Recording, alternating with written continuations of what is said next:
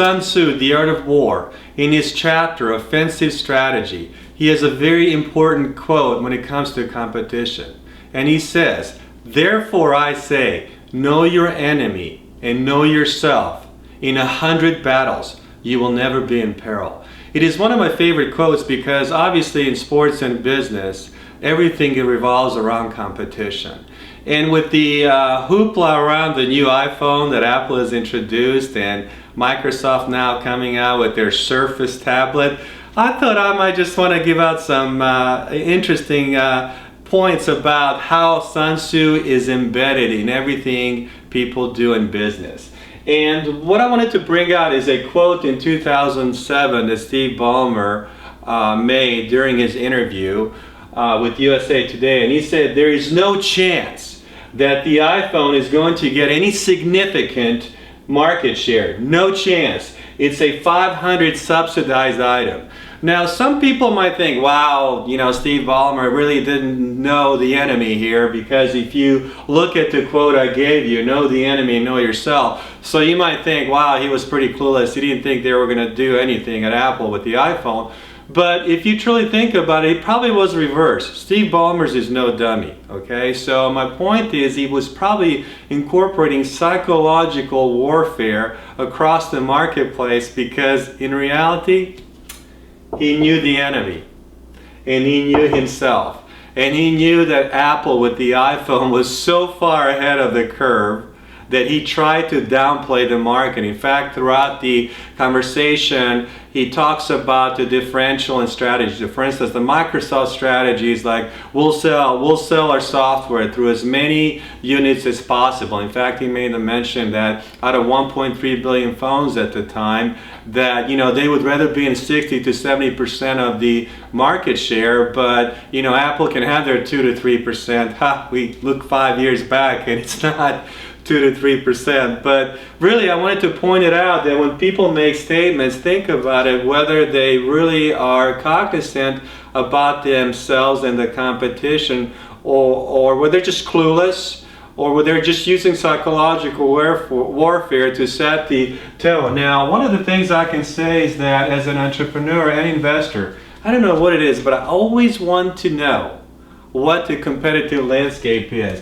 And so if you're doing a presentation, an investor presentation, or you're doing a market analysis, I have this thing, and I actually did a video, it was 2 hours and 20 minutes long, about what you should have in your investor pitch, your presentation, and I go in full detail about the competitive overview. So I want to point it out again, because it's very important to know yourself. So know yourself. And so how I usually do it, whether it's for investor pitch or marketing presentations, I love to do these simple XY coordinates, where on the y-axis I will have some key variable A, and on the x-axis I will have a key variable B. And then what I'll do is I'll do a quadrant, I'll divide it, I'll usually have a plus sign here, minus sign here, and what I mean by plus minus is basically the numbers go from lower to higher, and usually I'll have minus plus here. And so what you want to do is you want to kind of always put yourself here, okay?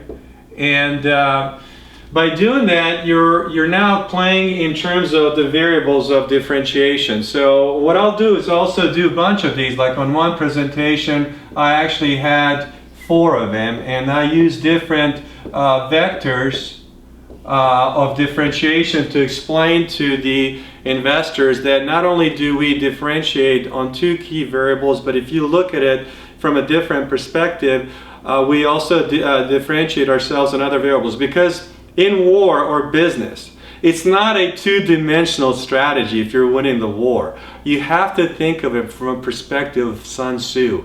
You have to look at the battlefront from many perspectives. And so if you want to win a battle, if you want to win the war, which is even more important, okay, you've got to see it from different angles. And in order for you to see it from different angles, it is very important to know yourself first. If you know your strengths and weaknesses, then you can figure out how to know the enemy.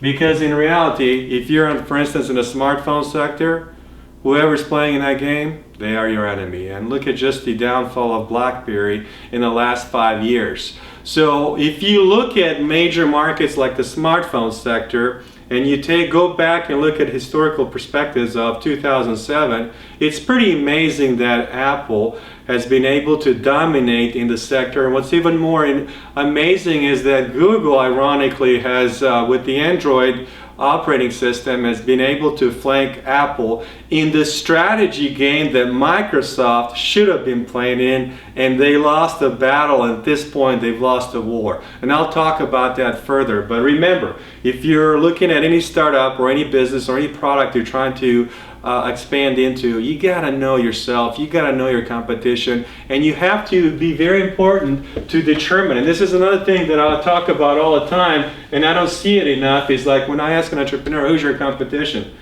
Well, I don't have one. Really? You don't have one. Okay, first of all, never tell me you don't have competition. Second of all, differentiate your competition, indirect and direct. And the other thing you want to look at is look for the unknown companies.